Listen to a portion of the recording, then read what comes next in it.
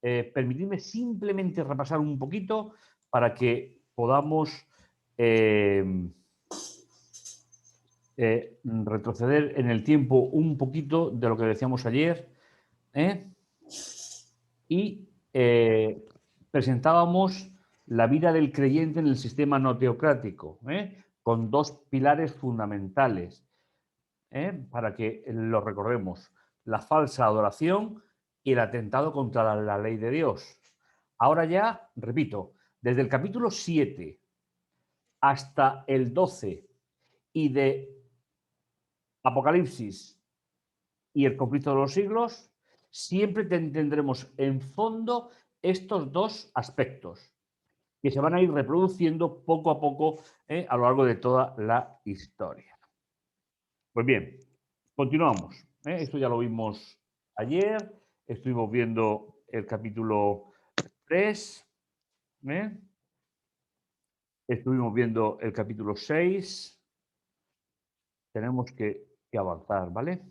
Y aquí veis un poco la estructura. Y ahora fijaos, los pies de hierro y arcilla en Daniel y Apocalipsis. Es decir, Daniel del 7 al 12, Apocalipsis del 7 al 18. No he metido el conflicto de los siglos porque, bueno, pero vamos, sería igual. La segunda parte del conflicto de los siglos, cuando acaba la parte histórica, también entraría dentro de este contexto, ¿vale? Fijaos. Me gustaría que pudiésemos observar, siempre que veáis este dibujito de aquí, recordad que estamos viendo estructuras. Y la estructura nos permite leer los textos todos, porque Apocalipsis tiene la misma estructura, nos permite leerlos según fueron escritos, sujetos por el contexto. Fijaos, aquí tenéis la estructura del libro, de la parte central del libro. El 5 no lo vimos porque no nos daba el tiempo, pero sí vimos el 6, porque el 3 pertenece a otra sección del libro, a la sección de las crisis. Vimos la crisis política por la vida de oración de Daniel, ¿os acordáis? Que finalmente estamos dentro del mensaje del santuario, porque Daniel oraba a las 3 veces al día que el santuario hubiese estado funcionando si hubiese estado reconstruido en Jerusalén. Y hoy entramos ya en la parte donde ya no sueñan los reyes, sino donde sueña Daniel. Y por lo tanto necesita intérpretes. Es decir, hasta ahora, si recordáis, en el capítulo 2, que es el que hemos visto, soñaba Nabucodonosor. El capítulo 4 no lo hemos visto, que es el sueño del árbol, por lo menos os sonará. Y también Daniel interpreta. Luego, en el capítulo 5, no lo hemos visto, es el de la mano que escribe en la pared y Daniel interpreta. Pero a partir de ahora, a partir del capítulo 7 hasta el 12, es Daniel quien interpreta y tenemos a Gabriel y a Miguel como intérpretes. Con lo cual nos tendríamos que dar cuenta, mis hermanos, de la dimensión tan importante que tenemos delante nuestra. Es decir, yo no digo que no sea importante lo que Daniel interpretó, ¿cómo no va a ser importante? Pero a partir de ahora es mucho más importante porque es un ángel específico quien la interpreta y Miguel, que ya sabéis qué significa quién como Dios, que es la segunda persona de la deidad en la función del conflicto entre el bien y el mal. Eso se va a ver en Daniel, se va a ver en el Apocalipsis. ¿De acuerdo? Entonces, ahora, si miráis la estructura, lo he puesto en color, por primera vez, no lo había puesto nunca así, o lo he puesto para esta tarde, para que veáis cómo va a funcionar. Profanación del santuario y inauguración del verdadero santuario, el definitivo. oración de Daniel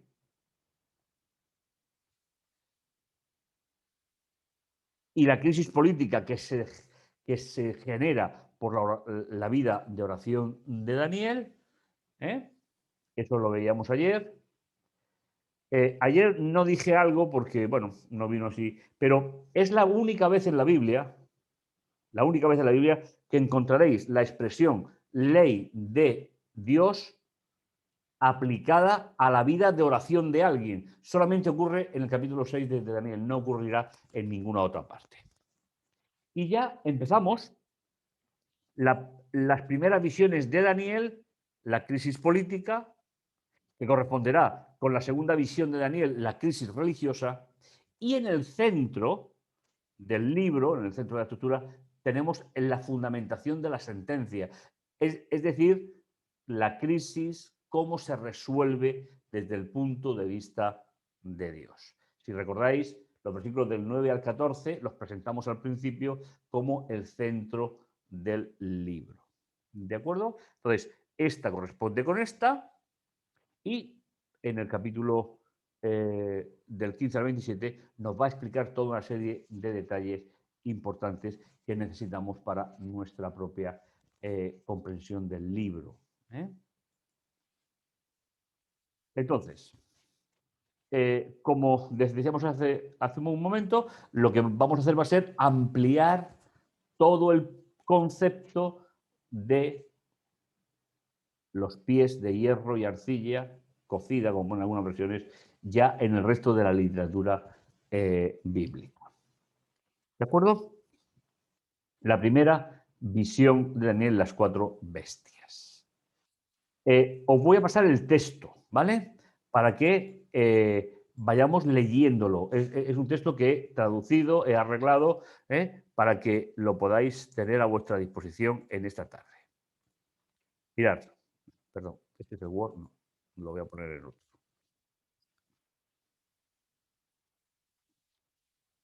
¿Dónde está? ¿No está abierto? Pero lo abro. Lo he mantenido en Word, pero no en PDF. Aquí. Bueno, fijaos. Vamos a la primera parte. Si recordáis la estructura que acabamos de ver, del 7 al 14 es la primera visión de Daniel. La visión política, es decir, de los reyes que mandan. A partir del capítulo 8, todo el libro de Daniel se va a desarrollar en la sección pies de hierro y de arcilla, pero desde el punto de vista espiritual o religioso. Así que vamos a empezar a leer. Aquí lo tenéis. La parte central son el versículo 7 y el versículo 8, sería la parte más importante según la estructura de pensamiento de los autores bíblicos. No sé si alguien quiere leer o leo yo, como os parezca.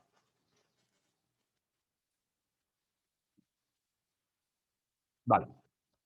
En el año primero de Belsasar, rey de Babilonia, es decir, ya ha fallecido Nabucodonosor, estamos en el siguiente rey que menciona el libro. ¿Y por qué digo que menciona?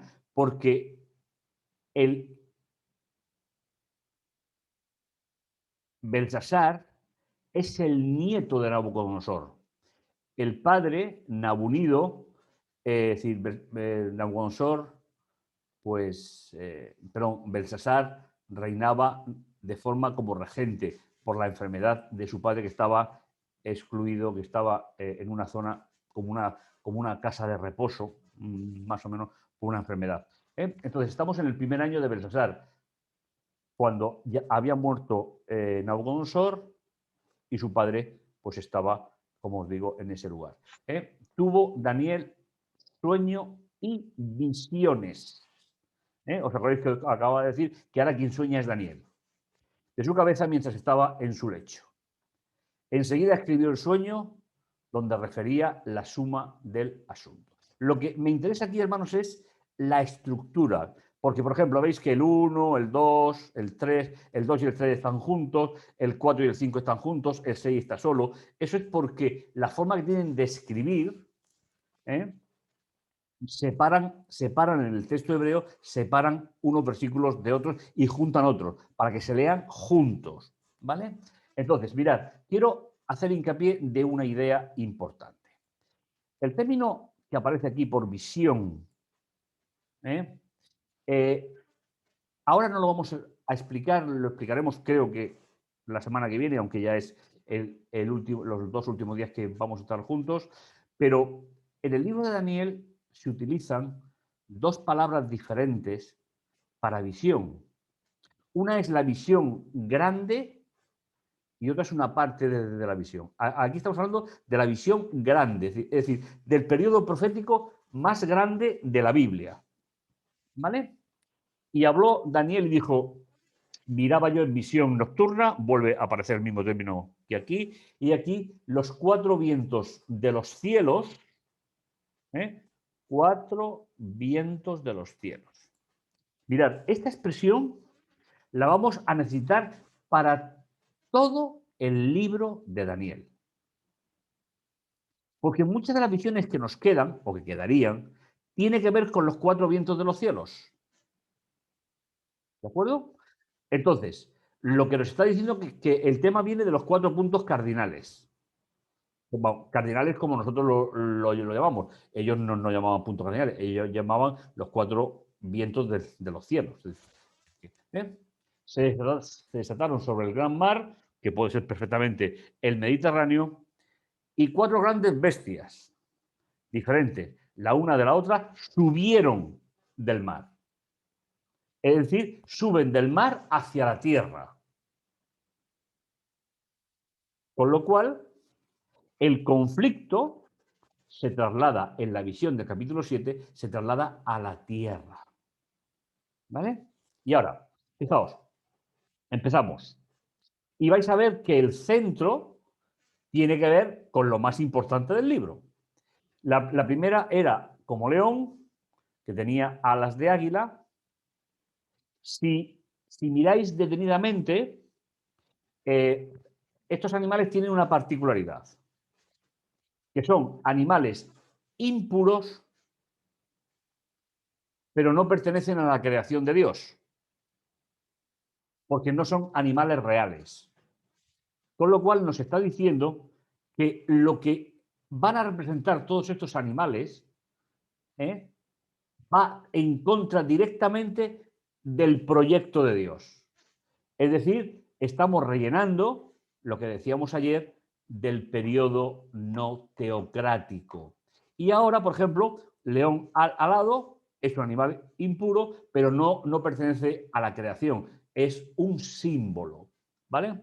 Yo estaba mirando hasta que se usaban las fueron arrancadas y ella fue alzado de la tierra, puesta sobre sus pies a manera de hombre y le fue dado corazón de hombre.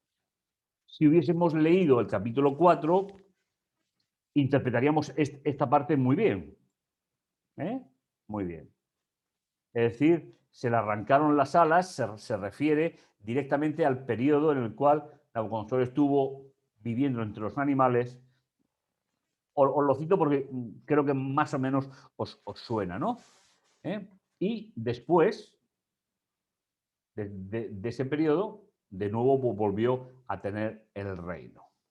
La segunda bestia es semejante a un oso deforme, un oso que se levantaba más y teniendo 3 costillas en los dientes de su boca.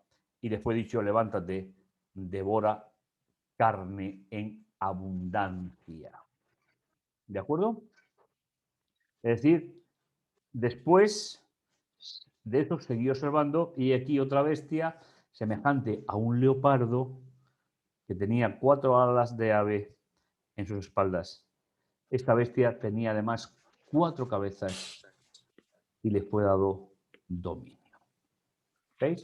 Es decir, va de una a otra, va pasando de una a otra como los metales iban pasando en el capítulo 2. Solo que al ser un tema político, una visión política del conflicto, se presenta con animales que tienen un cierto poder.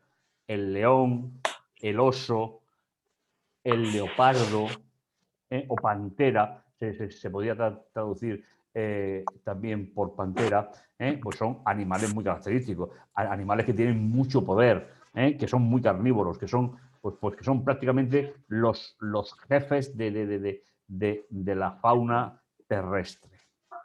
¿De acuerdo? El leopardo, aparte de ser, aparte de ser el animal más rápido, se le dan 4 alas de ave, con lo cual se convierte en algo mucho más rápido. Tenía 4 cabezas y les fue dado el dominio que tenían las otras 2. Después de esto, seguir observando y ahora, ¿veis? Y después de esto vi más visiones nocturnas. Es decir, no es esta visión, no es esta.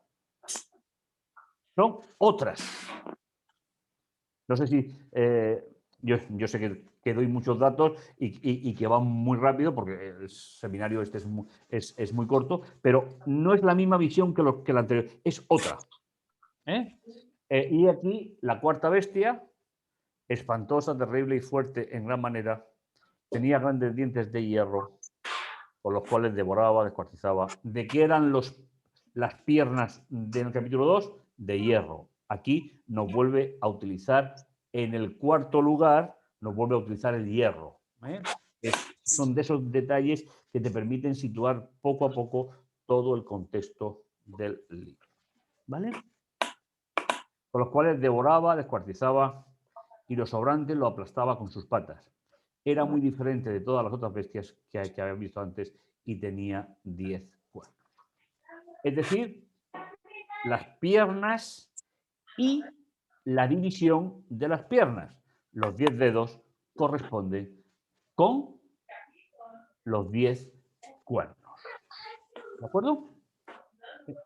Entonces, si os dais cuenta, tenemos elementos, hemos cambiado de simbología, porque ahora estamos presentando no el periodo teocrático como en el capítulo 2, sino la lucha de poder a lo largo de la historia. Y ahora se va a parar o va a dividir los 10 cuernos, que ya es una información que no tenemos en el capítulo 2. Estaba observando los cuernos y aquí otro cuerno pequeño salía de entre ellos, ante el cual 3 de los primeros cuernos fueron arrancados de raíz. Y aquí este cuerno tenía ojos como de hombre y una boca que hablaba grandes cosas. Mis hermanos, esta sección se escribe para estos versículos, el 7 y el 8, que en el original están separados. Tienen un punto, como tenéis aquí puesto, cosa que entre otros pues no se da. O por ejemplo, el 13 y el 14. ¿De acuerdo? Y ahora, ¿qué es lo que viene después?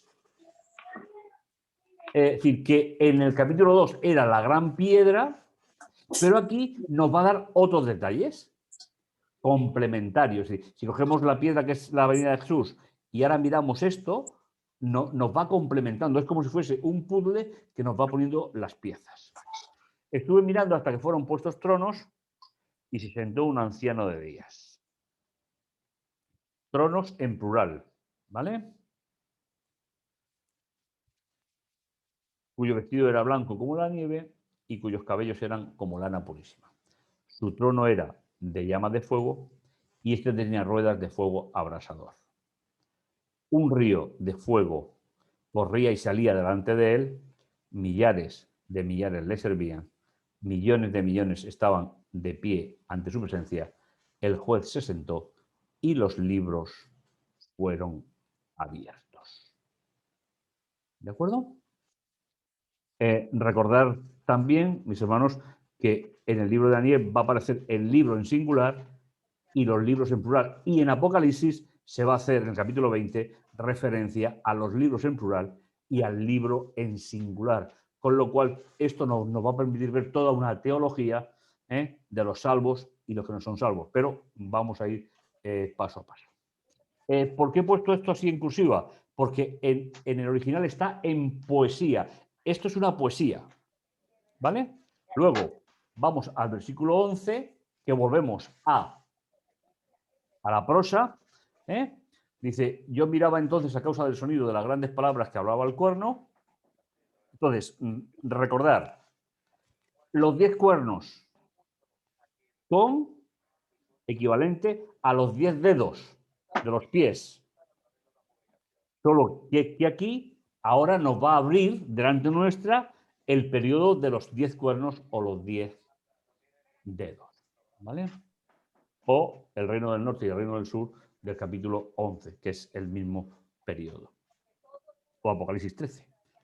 ¿Vale? Entonces, yo estaba mirando a causa del sonido de las grandes palabras que hablaba el cuerno. Si recordáis, al cuerno se dice que a una boca que hablaba grandes cosas.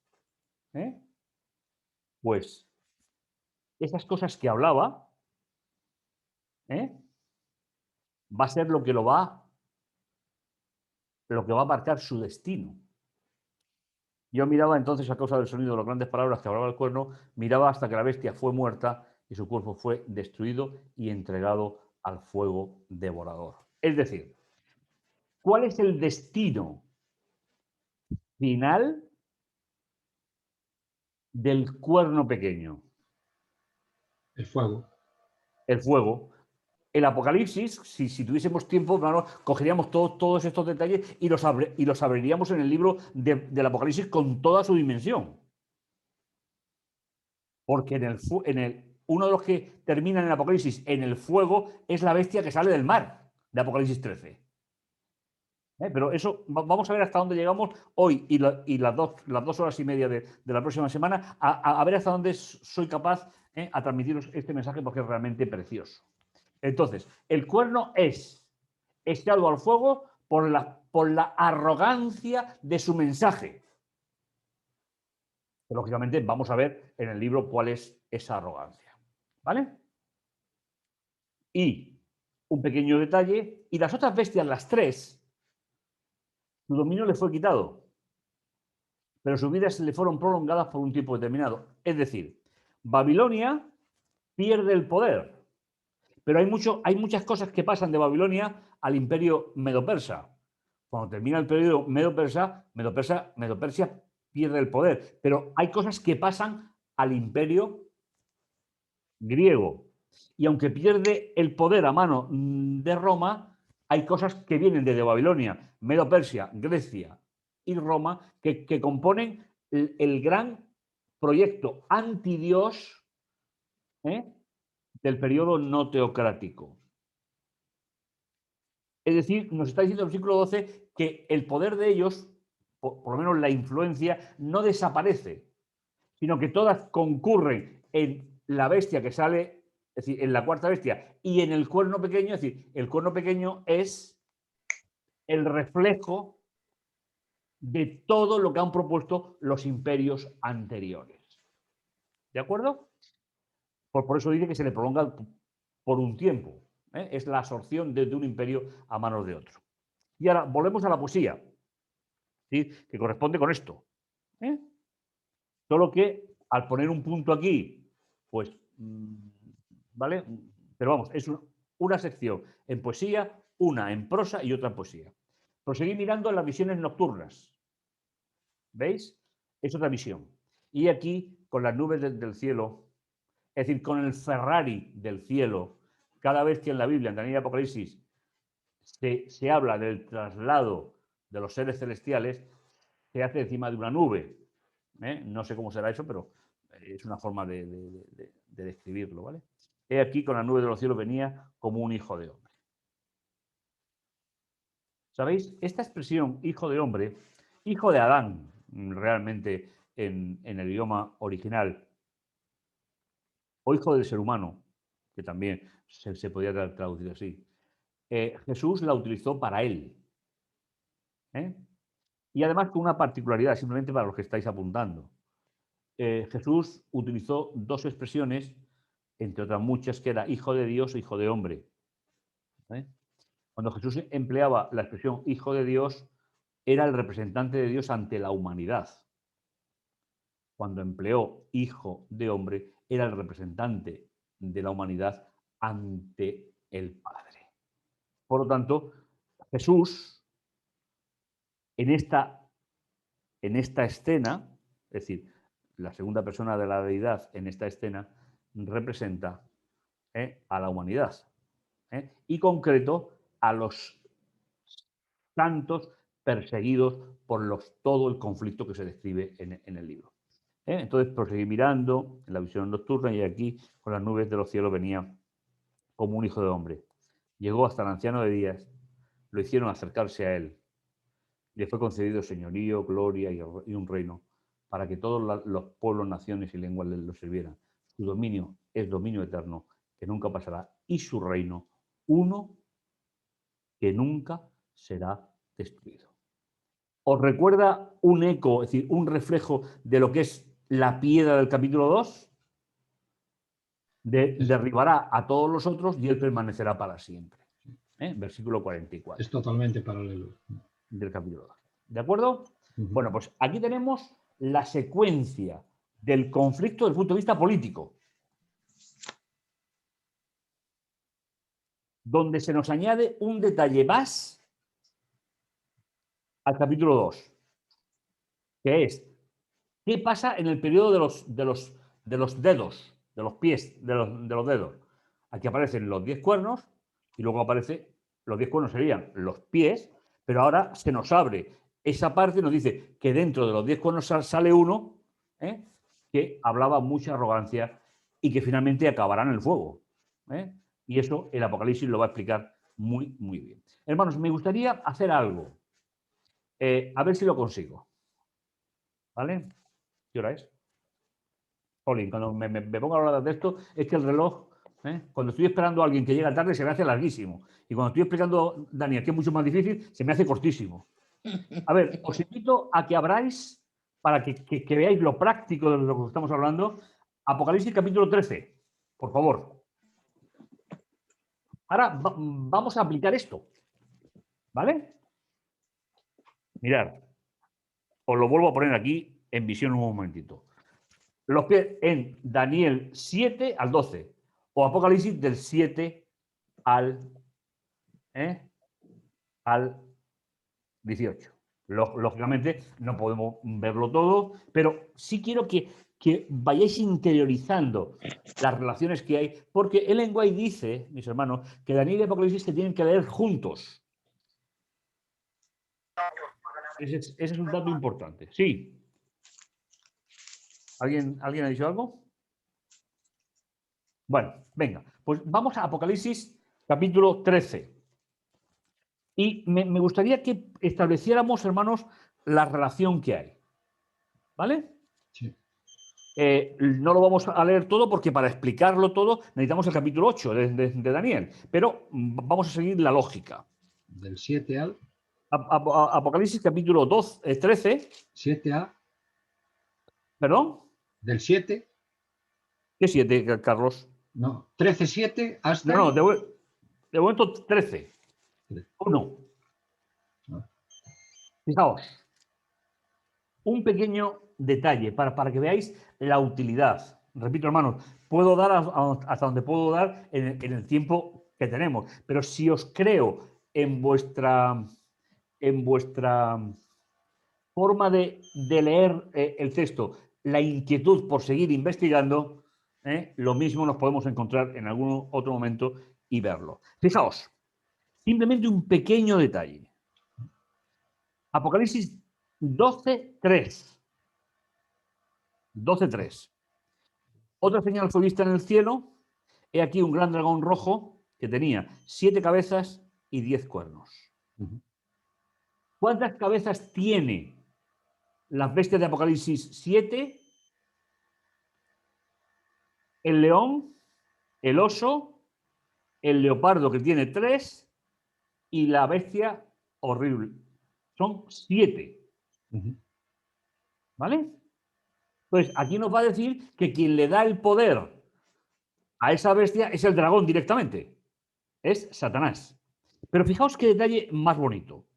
Dice, repito, estoy haciendo pinceladas, ¿vale? Dice, y dijo, no, y en sus cabezas, diademas. Coronas. ¿Vale? Y ahora, fijaos, capítulo 13.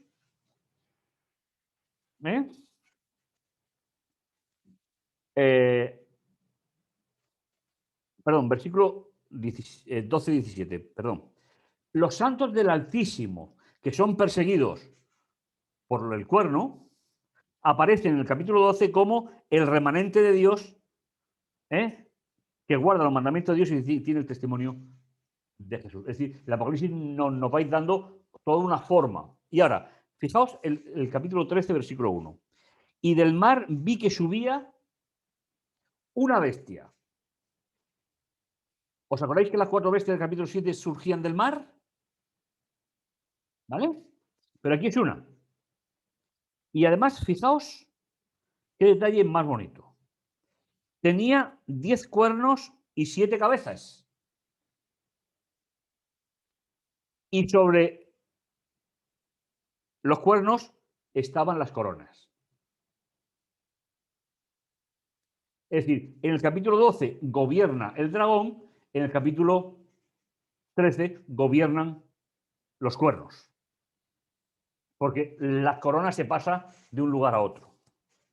Y fijaos la bestia. Versículo 2. La bestia que vi era semejante a un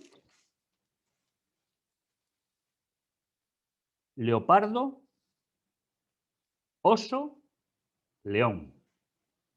En Daniel son 3 bestias.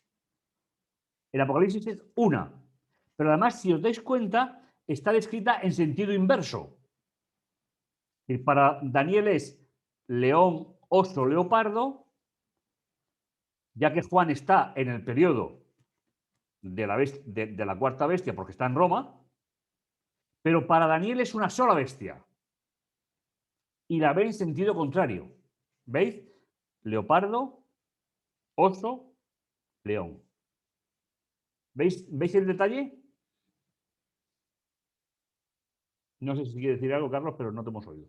Decías, para Daniel es una sola bestia, realmente es para Juan es una sola bestia. Para Juan es una sola bestia. Pero además la ve a la inversa. Sí, sí. Desde él hacia atrás. ¿Vale? Y dice, y el dragón, de detalle que no aparece en el libro de Daniel, el dragón le dio su poder, su trono y gran autoridad.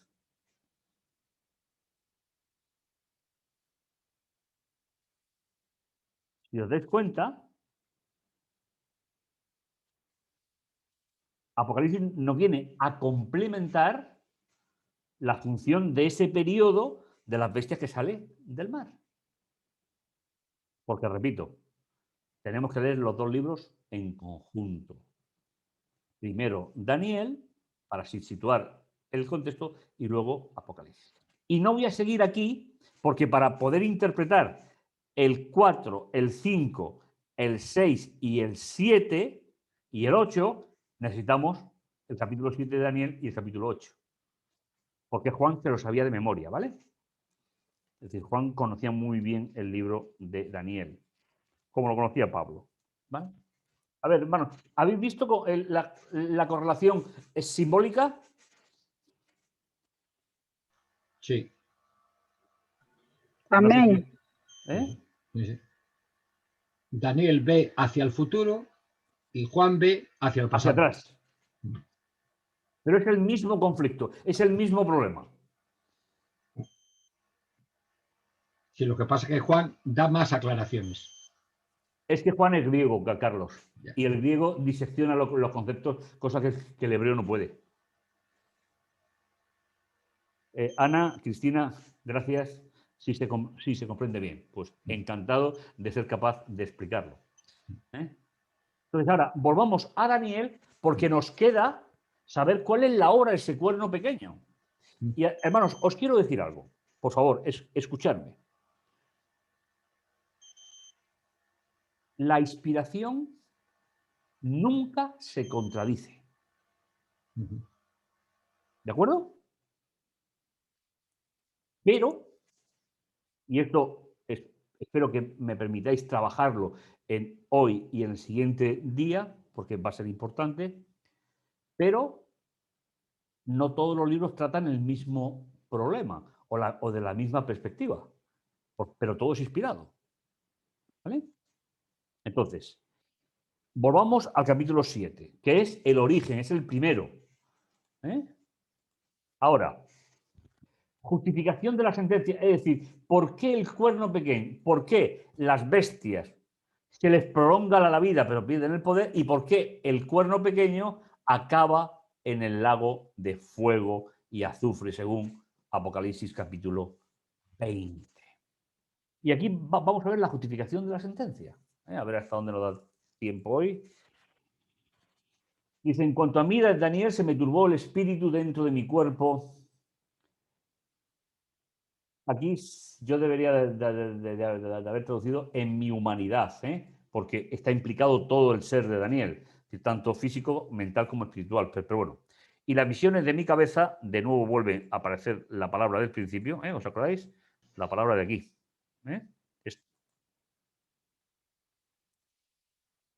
Las visiones de mi cabeza me asombraron. Me acerqué a uno de los que estaba en pie y le pregunté la verdad acerca de todo esto. ¿Veis? Aquí ya no es Daniel quien lo interpreta, decíamos antes. Ahora es Daniel quien es interpretado. Me habló y me hizo conocer la interpretación de las cosas. A ver, ¿os acordáis que Daniel interpretaba los sueños a Nabucodonosor, a Belsasar? Ahora se le interpretan a él. Y fijaos lo que dice. Estas cuatro grandes bestias son 4 reyes que se levantarán en la tierra. Desde Nabucodonosor hacia adelante. Solamente se levantarán 4 imperios. No habrá ninguno más. Y después, vais a ver que esta secuencia la repetirá 3 veces. Después recibirán el reino los santos de Dios y poseerán el reino por toda la eternidad y para siempre. ¿Veis? Si miramos aquí, nos habla de y le fue concedido señorío, gloria, reino. Su dominio es eterno, que nunca pasará, y su reino jamás será destruido. Pues ahora ese reino es compartido con los santos del Altísimo. Santos del Altísimo.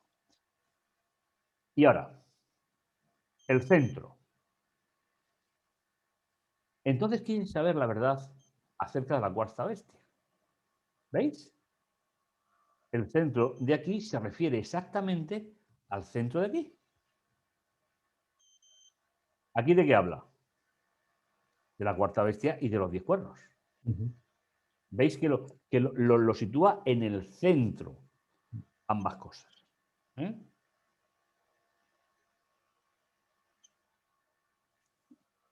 Entonces quise saber la verdad acerca de la cuarta bestia, que era tan diferente de todas las otras, espantosa en gran manera, que tenía dientes de hierro y uñas de bronce, que devoraba, descuartizaba, lo sobrante lo aplastaba con sus patas. Asimismo, quise saber acerca de los 10 cuernos que tenía en su cabeza y del cuerno que le había salido, ante el cual habían caído 3. Ese cuerno tenía ojos y una boca que hablaba grandes cosas y su aspecto era más imponente que de los otros cuernos. Y observé que este cuerno combatía o hacía guerra contra los santos y los vencía.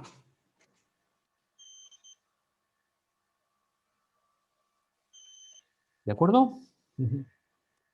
Aquí tenemos algo, mis hermanos, que es diferente a lo que hemos estado viendo en los capítulos 3 y 6. En esta parte del libro, Dios no permite que los venzan. Pero en esta parte del libro, Dios no evita que los venzan. Por eso decíamos ayer que es importante que nuestra vida esté en manos de Dios y que pongamos a Dios en primer lugar y que el final de la historia lo marque Dios, no nosotros. ¿Vale? No sé si es aquí donde lo dije o en otro sitio, pues, ya no me acuerdo. Eh, eh, el destino lo marca Dios. A veces Dios salva y a veces Dios no salva. Los que están a manos del cuerno pequeño, Dios no los salva. Bueno, los salva en la eternidad, ¿vale? Y si nos da tiempo, ya veremos por qué. Porque, me refiero con más detalle, porque con Daniel y sus compañeros son dos reyes políticos, pero con los santos del Altísimo es un poder cristiano que se hace político y va detrás de los propios cristianos, con lo cual imaginaros el conflicto y la dimensión del conflicto. ¿Vale? Bien, entonces, ¿hasta cuándo? Hasta que vino el anciano de días y se dio el juicio a los santos. Llegó el tiempo de los santos y poseyeron el reino. ¿De acuerdo? Y ahora, entramos en esta parte que tanto nos gusta a los adventistas. No sé si nos dará tiempo a verla. Que son los versículos del 23 hasta el 27, que en el original son una sola unidad. Dijo así. ¿Quién lo dijo? El que está hablando con Daniel. Me hizo conocer la interpretación. La cuarta bestia será un cuarto reino en la tierra, la cual será diferente de todos los anteriores reinos. Devorará, trillará, despedazará toda la tierra. Y será más agresiva que los anteriores. En cuanto a los 10 cuernos, de ese reino se levantarán 10 reyes y tras ellos se levantará otro, el cual será muy diferente de los primeros. Y a 3 derribará. Y aquí tenemos, hermanos, el versículo 25, que es la joya de la corona, donde se nos explica por qué el cuerno pequeño acaba finalmente en el fuego. Y nos habla de 4 aspectos. ¿Vale? Vamos a explicar esto un poquito, pero nos va a quedar un detalle para el capítulo 8, que no podremos resolverlo aquí. Dice, hablará palabras contra el Altísimo y quebrantará a los santos del Altísimo. Es decir, hay un ataque vertical y un ataque horizontal, es decir, contra el cielo y contra los creyentes. Y ahora, mis hermanos, vamos a trabajar esta frase en unos minutos. Ya estamos prácticamente para abrir para el diálogo, pero vamos a intentar explicar. Intentará cambiar los tiempos y la ley. ¿De acuerdo? A ver, la palabra tiempos sí podemos saber a qué se refiere. Porque estos tiempos y estos tiempos son diferentes. El término original es diferente. ¿Vale? Entonces, fijaos. Intentará cambiar los tiempos de la soberanía de Dios. Porque estos son tiempos proféticos. No quiero correr, quiero que lo veamos tranquilamente. Dice, hablará palabras contra el Altísimo. Es decir, del cielo contra es decir, de la tierra contra el cielo. Y quebrantará a los santos del Altísimo. Es decir, no solo va contra la deidad, sino que también va contra los siervos del Dios verdadero. Y ahora, intentará cambiar los tiempos. El término arameo significa los tiempos de soberanía de Dios, es decir, los tiempos en que Dios es soberano.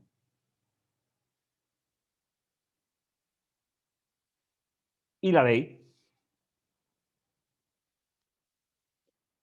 ¿Sabéis, hermanos? La palabra ley, si os dais cuenta, va sola. Va sin ningún modificante. Con lo cual, si somos cuidadosos con el texto, no sabremos en el capítulo 7 a qué parte de la ley se refiere. no lo sabremos. Tendremos que esperar al capítulo 8. Pues nosotros normalmente aquí interpretamos con el conflicto de los siglos. ¿Vale? Pero no con el libro de Daniel. Con lo cual, tenemos que esperar el próximo sábado, que veremos el capítulo 8, y ya terminaremos de ver el capítulo 13 y 14 de Apocalipsis, que finalmente es el resultado de todo este proyecto. Entonces, los tiempos, y lo que intentará cambiar los tiempos de Dios, sí, son tiempos de la soberanía de Dios. La ley no podemos saber a qué se refiere aquí. A ver, yo sé que lo sabemos, pero si somos rigurosos no se puede saber. Y serán entregados en su poder por un tiempo, 2 tiempos y medio tiempo. Aunque en español sea igual este tiempo que este, en arameo no es igual. Esto significa el tiempo de la soberanía de Dios y esto significa el tiempo profético. ¿Vale? Por ejemplo, para que tengáis un dato, los 7 tiempos de la locura de Nabucodonosor se expresan con este tiempo. Son siempre tiempos proféticos, son siempre tiempos de dificultad del pueblo de Dios. Los tiempos lo sabemos, pero la ley no lo sabemos. Hay que esperar al capítulo 8. Y ahora, pero el juez se sentó,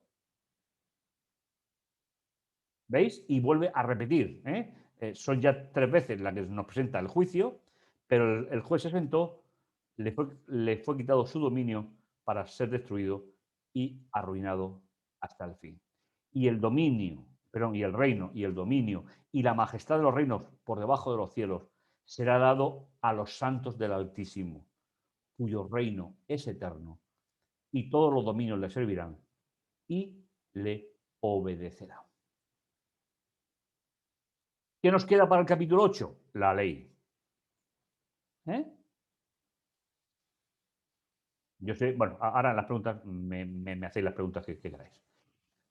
Aquí tuvieron fin sus palabras y las palabras de quien le está revelando a Daniel. En cuanto a mí, Daniel, mis pensamientos me turbaron mucho y palidecí mi rostro, pero guardé el asunto en el corazón. Y fijaos, hermanos, simplemente para introducirnos. Si miráis el 7.1 dice el primer año de Belsasar.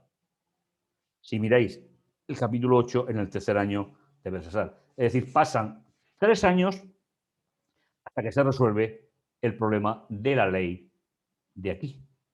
Daniel tuvo que aguantar 3 años. Entiendo que vosotros aguantar 6 días tampoco será muy, muy peligroso. Entiendo yo. Preguntas, hermanos. Venga, faltan 2 minutos, pero bueno. Preguntas. Pablo. Sí, déjame que estaba bebiendo agua. Sí, nada. Perdona. Mira, es que no me quedó muy claro lo último que dijiste. Los tiempos de la soberanía de Dios, ¿cuáles fueron? O sea, a ver, los tiempos de la soberanía de Dios es que Dios quita y pone reyes. Ajá. Pero el cuerno pequeño terminará quitando y poniendo reyes sin consultar con Dios. Entonces los proféticos son diferentes. Sí, o sea, son tiempos de persecución. Ajá. Siempre. Vale. Ajá. Claro, nosotros, Puri, cuando leemos en la Biblia, leemos tiempo en ambas partes. Sí. Yo estoy esperando a ver si tengo un tiempo en algún momento y hago una traducción del libro de Daniel con todos estos matices. Pero claro, para eso me tengo que jubilar, porque si no, no lo consigo. ¿Vale? Ajá. Entonces, por favor, no olvidéis, esto va a ser muy importante en Daniel, Apocalipsis y el conflicto de los siglos. Ajá. Pablo, sí. Pido la palabra. Has Venga. mencionado varias veces el conflicto de los siglos.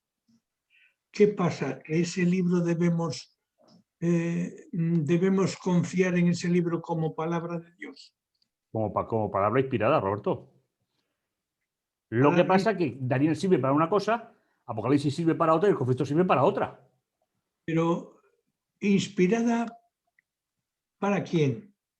No, inspirada es inspirado. Otra cosa es que el destinatario del conflicto de los siglos sean los grupos evangélicos de Estados Unidos del siglo XIX. Pero eso es otra cosa. ¿Vale? Pero el concepto de inspiración no lo limita el ser humano. Los profetas los levanta Dios con su propia soberanía.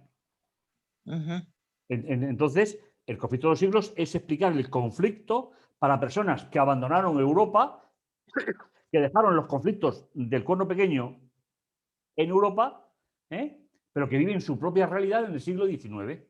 Entonces, cuando cogemos Daniel, Apocalipsis y el conflicto de los siglos como literatura toda inspirada, y repito, inspirada no significa que no tenga una época, un contexto, etcétera, etcétera, ¿no? Y en cuanto cojamos las 3 visiones más Mateo 24, tendremos toda la visión del conflicto. Toda. Pero bueno, estamos en Daniel, ¿vale? De momento, Roberto. Entonces, por favor, no olvidemos este detalle que tendremos que verlo y ya cuando veamos esto, terminaremos de ver el capítulo 13 en las 2 bestias. Una es el hierro y la otra es la arcilla, y así sucesivamente. Vuelvo a leer esto y si me lo permitís, traduzco conceptualmente. Hablará palabras contra el Altísimo, quebrantará a los santos del Altísimo, intentará cambiar los tiempos de la soberanía de Dios y la ley. Veremos el capítulo 8 a qué se refiere la palabra ley. Y serán entregados en su poder por un periodo, dos tiempos y 3 tiempos proféticos o de persecución. ¿Hasta cuándo? Hasta que el juez se sienta y le quita el dominio. ¿Vale? ¿Alguna pregunta? Sí, yo tengo Pablo. una. Ay, Sí. perdón. Lo que según entiendo yo, el tiempo que de la soberanía del Señor sería el tiempo antes de Daniel, o sea, la soberanía de Dios cuando Él quitaba y ponía reyes, ese es el tiempo que intentó cambiar la bestia. A ver, si buscáis en el capítulo 2 de Daniel, en la oración, en el versículo 21, dice, Él muda los tiempos y los tiempos. ¿No? Sí, así o las épocas, según la versión que tengáis.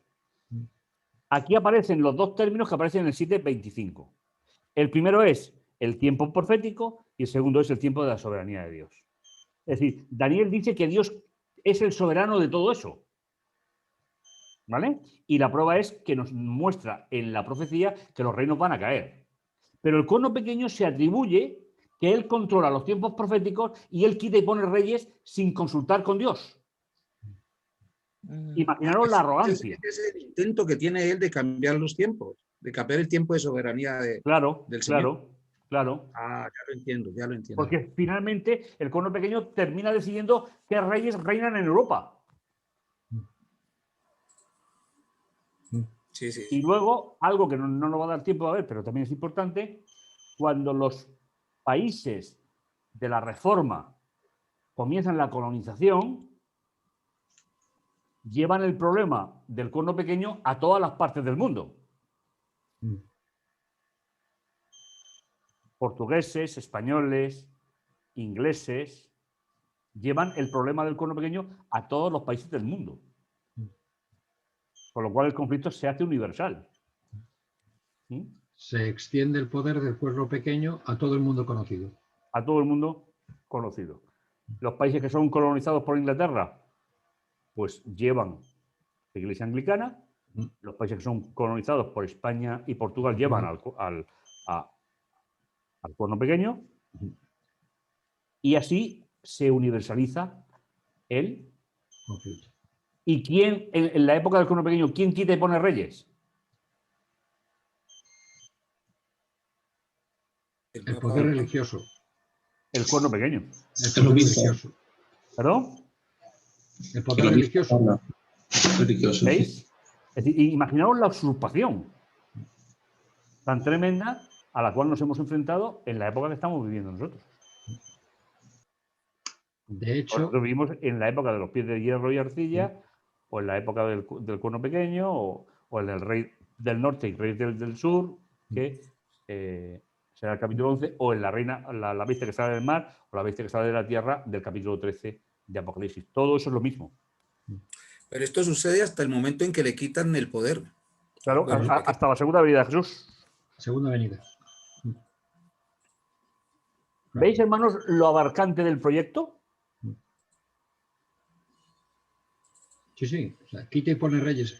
El juicio de Lutero, digamos, el cuerno pequeño hizo ir al rey de España y Alemania, Carlos V y I, al juicio para juzgar, en representación de sí mismo, de la Iglesia. El tema es abarcante, ¿eh? Es muy abarcante. ¿Vale? sí. Gerardo, tenemos tema para pensarlo de forma personal, hacer como los bereanos, ¿eh? Ir ahora a coger el texto, investigarlo, leerlo, ¿eh? Porque yo simplemente puedo presentar una pincelada, no puedo presentar más. Pablo, Sí. mira, yo ahora me doy cuenta que si este mensaje lo transmitiéramos al mundo de hoy, que no lo transmitimos los adventistas, yo la primera, que si este mensaje lo transmitiéramos, porque va parejo con la historia, o sea, Claro. es una cosa tan grande, yo creo que tendríamos más éxito. Puri, la historia no es nada más que el cumplimiento de la profecía. Ya. Y no olvides que en el capítulo 10 de Apocalipsis, después del librito que se come, primero es dulce y luego es amargo, el último versículo del capítulo 10 es: hay que volver a profetizar a naciones, tribus y lenguas. Y esa es la misión que tenemos nosotros como pueblo. Sí, señor. Predicar el mensaje de Daniel. Pero cuidado, no para criticar a otros. No. Y para decir si son buenos o malos. Sí, Sino para presentar un mensaje entiendo. de parte de Dios. Exactamente. Es así. Y luego tenemos Apocalipsis 14 con el llamado a adorar al que hizo tal, Babilonia ha caído, si alguno adora, es decir, que finalmente el concepto es un concepto de adoración. ¿Vale? Sí, entiendo. Bueno, el tema es muy abarcante, yo lo sé, pero bueno, he intentado sintetizar un poquito. La próxima semana, que es la última del calendario que el pastor pues, me propuso, veremos qué significa la palabra ley, cuál es el significado, y veréis que es exactamente igual en el capítulo 8 de Daniel que en el capítulo 13 de Apocalipsis. Exactamente igual. Entonces, Pablo, perdona un momentito. Nuestro mensaje al conocer a las personas, y perdonar que soy pesada, ¿no? Al conocer a las personas, nuestro primer mensaje tendría que ser este.